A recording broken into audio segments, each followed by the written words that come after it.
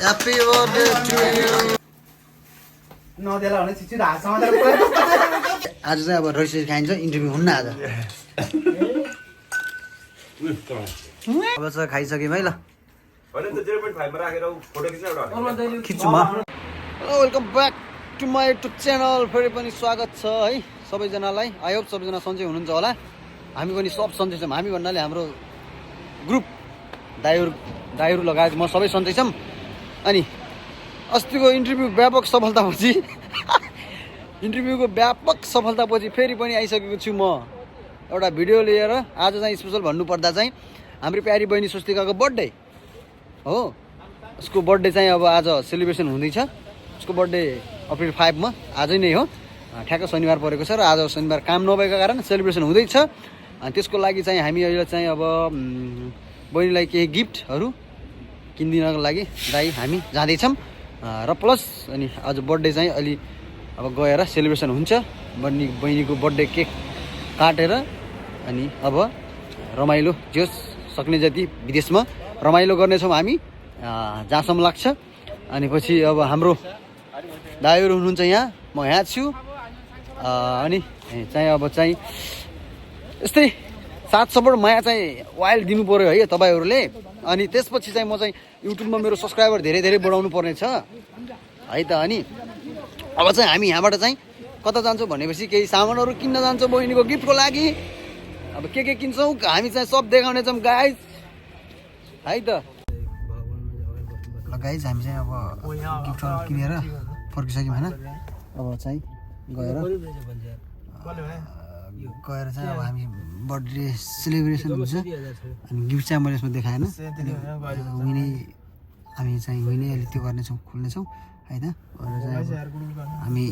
भोक लागिसक्यो हिजोदेखि हामी के मासु खाएको छैनौँ हामी चाहिँ हिजोदेखि मासु खाएनौँ कि भोलि बर्थडेमा खाने भनेर हामी चाहिँ फर्स्ट टाइम प्रायः धेरै दिनपछि भेज खाएको हामी धेरै दिन 1 महिना भयो होला लगभग समथिङ 1 महिनै भयो होला भेज खाएको अनि अब यहाँनिर चाहिँ अब यो पुग्न आँटिसक्यौँ अब चाहिँ यसो सरप्राइज दिनुपर्छ बहिनीलाई अनि अब बर्थडे सेलिब्रेसन चाहिँ हुन्छ हाम्रो सब हुन्छ खानपिन हुन्छ सेलिब्रेसन सब हुन्छ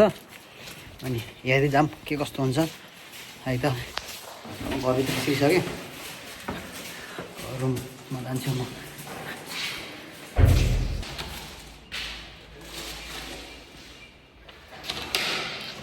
छिर्सकेँ म रुमभित्र ह्याप्पी बर्थडे टु यु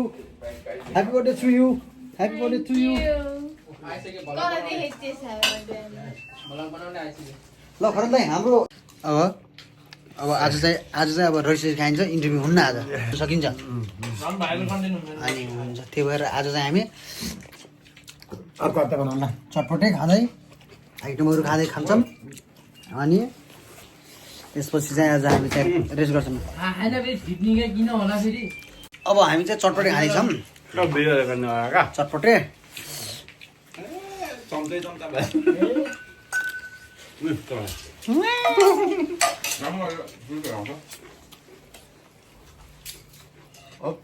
यता चाहिँ हाम्रो फेरि एकछिनपछि खाने हाम्रो बर्थडेको गिफ्ट आइसक्यो हो स्वस्तिका बहिनीलाई खुसी छ गिफ्ट पाएर ओ ह्यान्डसम मलाई बिर्सिने दाइ यार त्यहाँ पनि ह्याप्पी बर्थडे टु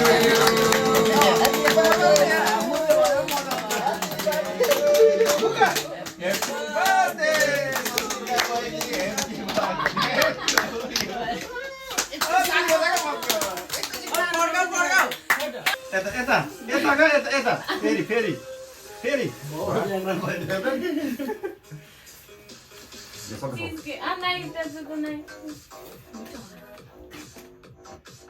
गीत गर्ने होइन सबै कुरा मान्ने होइन के अरे ट्याक्क के अरे अब टाइममा चाहिँ कलेज जाने होइन के अरे काममा जान्छु कलेज जान्छु भनेर घर नसुत्ने है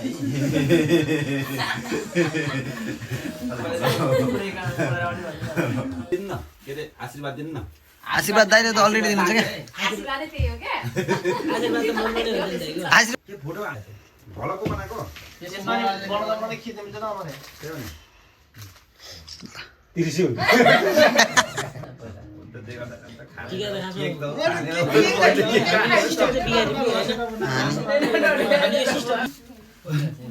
यो त खा सुरुमै खान लाग्थ्यो एउटा टिका चाहिँ लगाइदिएर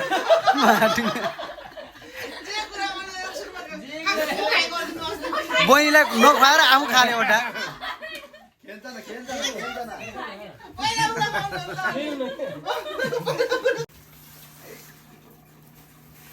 नदेला भने छिटो हात समातेर